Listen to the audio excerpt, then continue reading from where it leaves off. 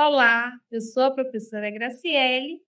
Hoje falaremos sobre custos do capital próprio e de terceiros. Eu sou graduada em Administração em Ciências Contábeis, tenho pós-graduação em Gestão do Trabalho, Educação e Saúde e em Contabilidade, Perícia e Auditoria. Vamos à aula de hoje? Vamos entender o que se trata, o que vem a ser o capital próprio. O capital próprio é o recurso aportado pelos sócios da empresa. Ou seja, é o recurso daqueles investidores que detêm os ativos da empresa e que buscam obter ganhos com a geração de valores de negócio. Primeiro ponto, precisamos entender qual é a diferença entre pessoa jurídica e pessoa física. A pessoa jurídica é a empresa, é o CNPJ. A pessoa física é o CPF, é o sócio, é quem vai se responsabilizar pela gestão dessa empresa. Então, primeiro ponto, não podemos confundir as duas pessoas. Aquilo que é de direito da empresa, o sócio ele não pode intervir. O que é de direito do sócio é o capital próprio, é o valor que ele vai investir naquela empresa. Então, dentro de uma empresa, a gente tem os ativos e temos os passivos. Os ativos são os direitos dessa instituição, o direito dessa empresa, desse CNPJ. E o passivo são as obrigações. Então, dentro das obrigações, nós teremos o capital próprio, que é o capital social, que é aquele sócio investiu naquela empresa para que ela existisse, para que ela permanecesse no mercado. Então, a parcela que é de direito da pessoa física é a parcela referente ao capital próprio.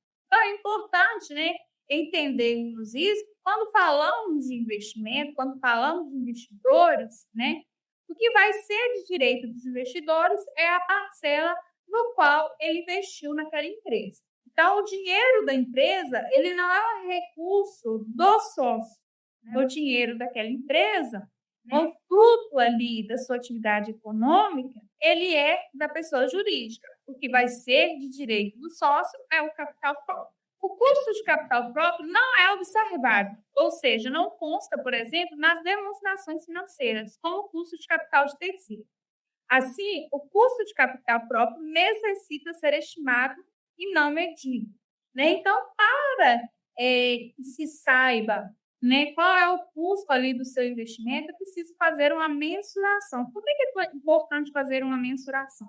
Porque quando eu invisto em ações, quando eu invisto em ativos de uma empresa, quando eu invisto em uma empresa, eu tenho que fazer uma previsão de qual é o retorno que eu pretendo, que eu espero daquela negociação.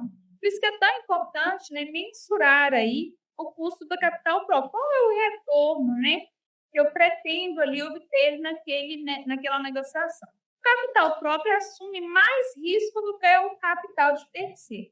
Por isso, apresenta uma maior taxa de retorno para que a empresa venha gerar valor para os seus acionistas. Ela deverá gerar uma taxa de retorno acima do custo de capital. Assim, para que o investidor possa tomar uma decisão de investimento, além de avaliar o ativo a ser investido, ele também deve estimar o custo de capital a ser empregado. Então, para cada investimento que você vai fazer numa empresa, você vai fazer uma ação, você tem que mensurar qual é o seu retorno.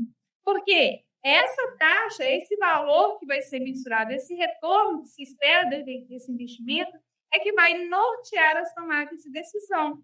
Para que eu invista num bem, para que eu invista num ativo, eu tenho que mensurar qual é a taxa de retorno que eu espero ali daquele investimento. Por isso que é tão importante eu ter essa noção dessa taxa de retorno. Então, para cada investimento, eu tenho que primeiro investir ali, eu tenho que analisar qual é a taxa de retorno, qual é o capital próprio, qual é a taxa de retorno ali daquele investimento. Nós temos também, dentro dos passivos, já que estamos aí falando sobre ativos e passivos, nós temos também o capital de terceiro. O que vem a ser o capital de terceiro? É o custo do capital de terceiro pode ser observado nas demonstrações financeiras da empresa, avaliada. O custo de capital de terceiro é o custo atual que as empresas incorrem para captar recursos com credores do mercado financeiro. Então, o terceiro, são as pessoas que essa organização ela vai ter uma obrigação financeira. Então, eu posso ter aí com terceiros investidores, né, que são as pessoas no qual essa empresa vai buscar recursos. Então, ela tem uma obrigação com esses terceiros, né? O custo de empréstimos pode incluir encargos financeiros com base no custo efetivo total estimado, juros de passivo de arrendamento e variações cambiais, que impliquem em aumento ou redução da dívida, decorrentes de passivos contratados em moeda estrangeira. Então, para que eu faça, né, para que eu faça um empréstimo em alguma organização financeira ou algum ente, né, uma empresa privada, uma empresa pública, eu preciso saber quais as diferenças, né, que irão ocorrer ali nessa transação, quais são as taxas, quais são os juros, né, que poderá incorrer para justamente verificar se esse investimento, né, se esse empréstimo, ele é viável ou não. Porque a partir do momento que eu pego o empréstimo, eu assumo aí uma obrigação, né, no qual a empresa, a pessoa jurídica, ela vai ter que cumprir. 3 fatores que impactam a disponibilidade dos recursos dos terceiros para a empresa. Primeiro fator que deve ser observado: qual é o prazo de vencimento, né, que está sendo negociado. Prazos mais longos tendem a implicar em taxas de juros mais elevadas, devido à maior incerteza em relação ao desempenho da empresa e da própria atividade econômica. Em contrapartida, quando eu tenho prazos mais curtos, né, eu vou ter aí juros menores. Então, eu preciso prever, fazer essa mensuração, qual é o prazo que está sendo estipulado ali naquela negociação, porque isso pode impactar, né, de fato, no valor final, né? Pode aumentar aí o valor final que eu tenho que pagar por esse tipo de empréstimo. Temos que observar também os riscos de inadimplência.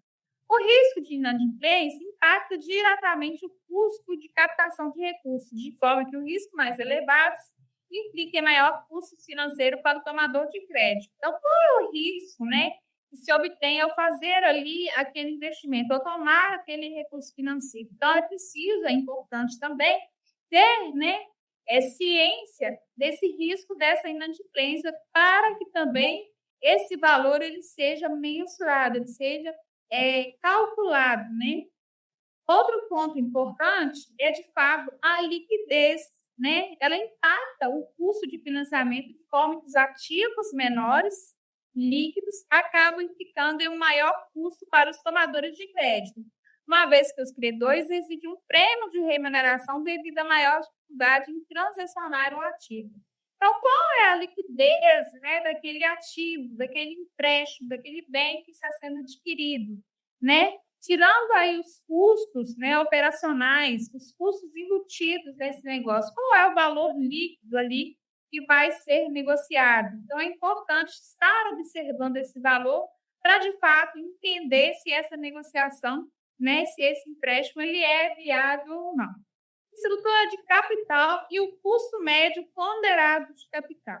O custo de estrutura de capital utilizada pela empresa é estimada a partir do custo médio e ponderado de capital.